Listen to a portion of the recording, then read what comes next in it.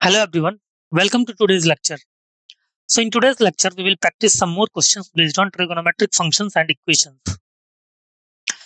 In the last lecture, we had covered till question number 24.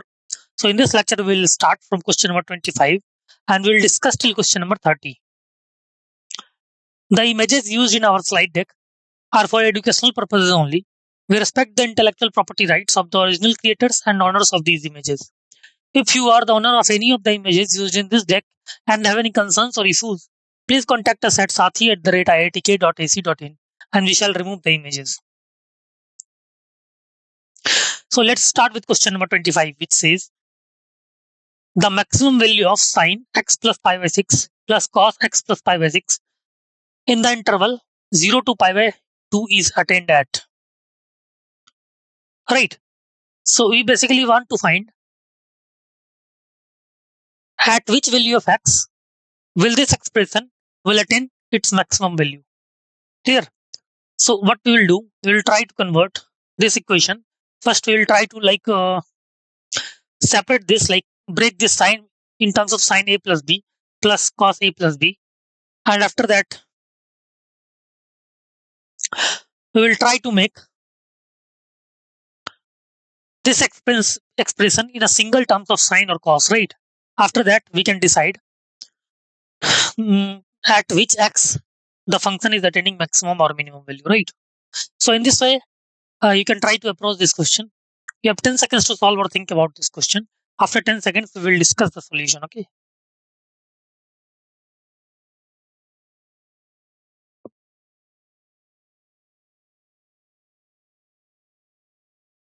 Okay, let's move to the solution part. Sin x plus pi by 6 plus cos x plus pi by 6 can be written as, see, we can multiply and divide by root 2, right?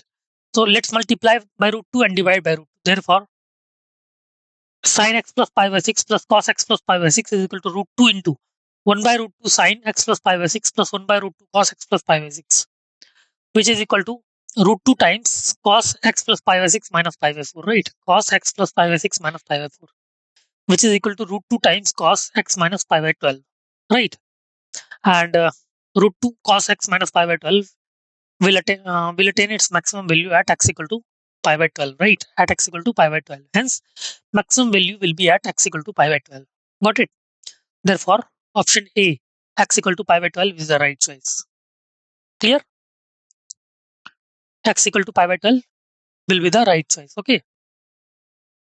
Now let's move to the next question, question number 26, which says if cos A is equal to m cos B and cot A plus B by 2 is equal to lambda times tan B minus A by 2, then lambda is equal to. So see, we are given, we have this information, which is cos A is equal to m plus m upon cos B, right? See, what we can do, we can convert cos A upon cos B is equal to m, right? Cos A plus cos B is equal to m. After that, we will try to convert this term into m plus 1 upon m plus 1 by using componendo and dividendo, or you can apply certain simplification method to convert this given information in terms of cot A plus B by 2 is equal to lambda times tan B minus A by 2, right? So in this way, you can try to approach this question. You have 10 seconds to solve or think about this question. After 10 seconds, we will discuss the solution.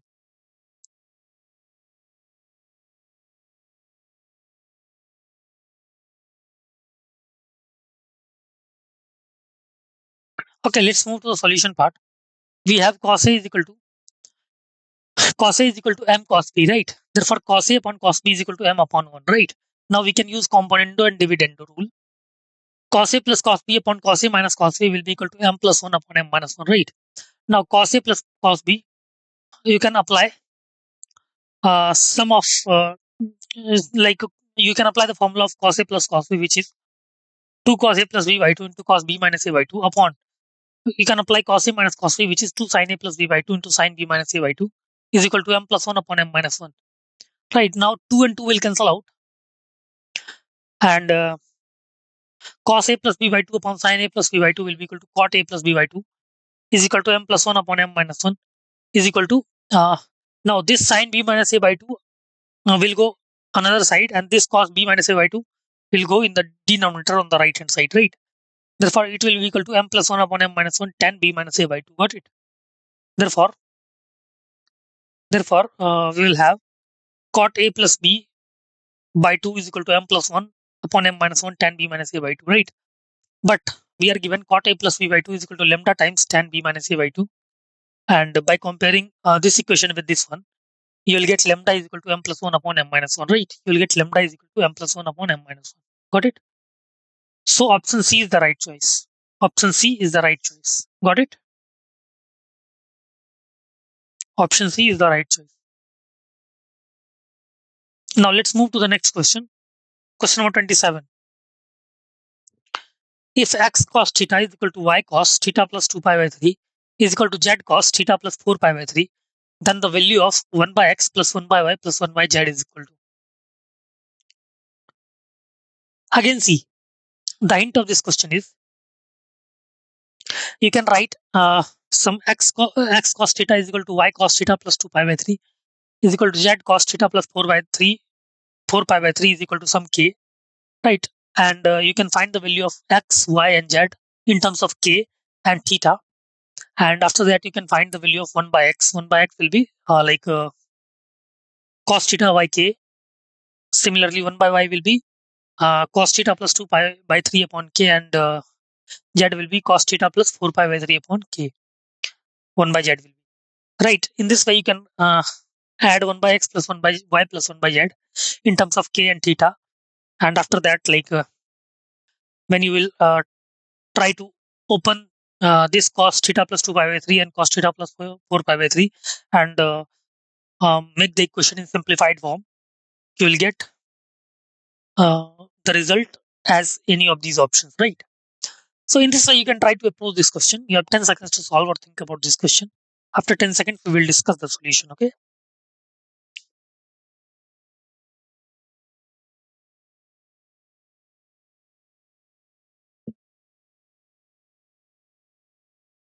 Okay, let's move to the solution part. As we have x cos theta is equal to y cos theta plus 2 pi by 3 is equal to z cos theta plus 4 pi by 3 is equal to k, suppose. Therefore, cos theta will be equal to k upon x, cos theta plus 2 pi by 3 is equal to k upon y, and cos theta plus 4 pi by 3 will be equal to k upon z. Therefore, k upon x plus k upon y plus k upon z will be cos theta plus 2 pi by 3 plus cos theta plus 4 pi by 3, which will be equal to cos theta minus cos theta plus 2 pi by 3 can be written as minus of cos pi by 3 minus theta, and cos theta plus 4 pi by 3 can be written as minus cos pi by 3 plus theta, which is equal to cos theta minus 2 cos pi by 3 cos theta. Right. So after solving, you will get C. Cos pi by 3, we know cos pi by 3 is basically 1 by 2. Right. Therefore, the summation of this result will be cos theta minus 2 into 1 by 2 cos theta. Right. 2 and 2 will cancel out. Therefore, cos theta minus cos theta is equal to 0. Right. So 1 by x plus 1 by y plus 1 by z is equal to 0. Clear? Got it? Therefore, option C should be the right choice, 0. Option C, 0 should be the right choice. Got it? Okay. So let's move to the next question. Question number 28, which says the maximum value of cos square pi by 3 minus x minus cos square pi by 3 plus x is. So see, the hint of this question is what can we do? We can try to break cos of pi by 3 minus x and cos of pi by 3 plus x. After that, we will square it, and after further simplification, you will get the result in terms of any one of these options, right? Okay, in this way, you can try to approach this question. You have 10 seconds to solve or think about this question. After 10 seconds, we will discuss the solution, okay?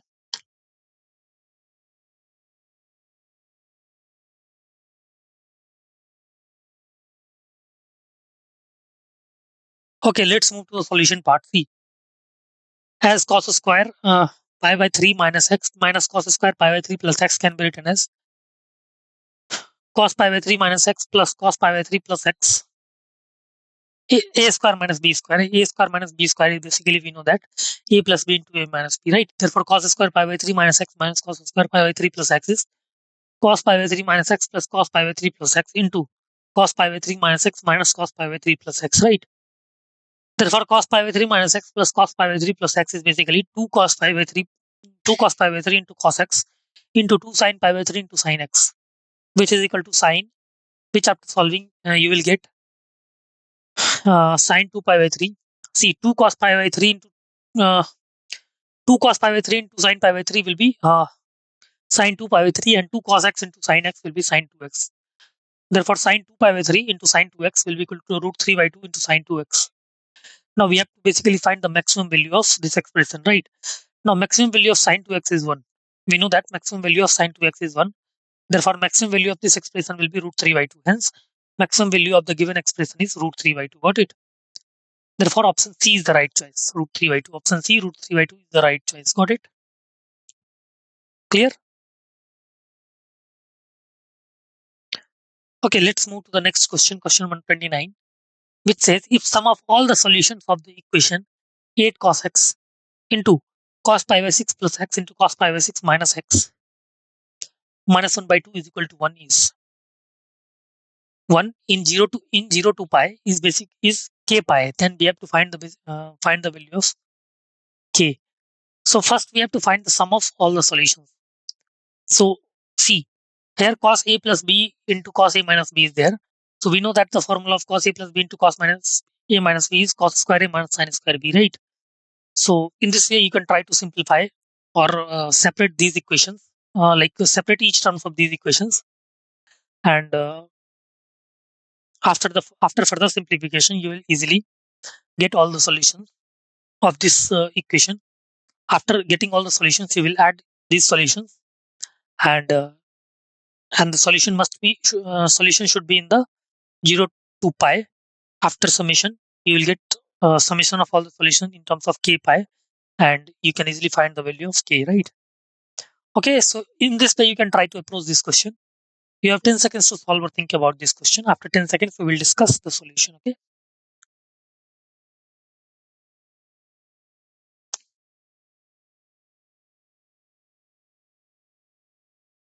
Okay, let's move to the solution part. C. Cos x plus y into cos x minus y can be written as cos square x minus sin square y. And cos 3x is basically 4 cos cube x minus 3 cos x. Right, so let's put 8 cos x into cos pi by 6 plus x into cos pi by 6 minus x minus 1 by 2 is equal to 1. Therefore, 8 cos x into cos square pi by 6 minus sin square pi by 6 minus 1 by 2 is equal to 1. Therefore, 8 cos x into 3 by 4 minus sin square x minus 1 by 2 is equal to 1. Therefore, 8 cos x into 3 by 4 minus 1 by 2 minus 1 plus cos square x is equal to 1, right? So 8 cos x, now 8 cos x into minus 3 plus 4 cos square x upon 4 is equal to 1. Now this 4 and this 8 will cancel out to become 2. Therefore, 2 into 4 cos cube x minus 3 cos x is equal to 1. Now we know that 4 cos cube x minus 3 cos x is basically cos 3x. Clear? Therefore, 2 cos 3x is equal to 1. So cos 3x will be equal to 1 by 2, right? Therefore, 3x should be, since x is between 0 to pi, therefore 3x should be between 0 to 3 pi, right? So 3x should be pi by 3, 5 pi by 7, 7 pi by 3. Therefore, x will be pi by 9, 5 pi by 9, and 7 pi by 9, right? Now, let's find the sum of these solutions. Now, sum will be pi by 9 plus 5 pi by 9 plus 7 pi by 9, and it is equal to 13 pi by 9. Right, therefore, k pi is equal to 13 pi by 9. Hence, k is equal to 13 by 9. Clear? Therefore, the value of k should be 13 by 9. Right, 13 by 9 is the right answer. Got it? Now, let's move to the next question. Question number 30, which says sin square theta is equal to 4xy upon x plus 1 whole square.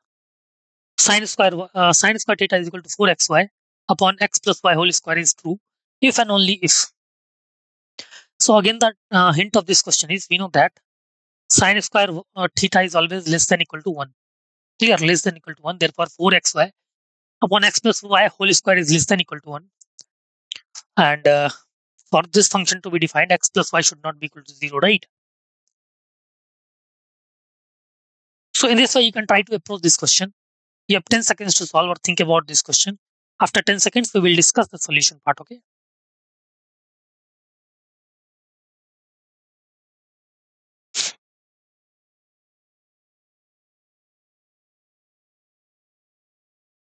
Okay, let's move to the solution part. See, as we know that sin square theta should be less than equal to 0.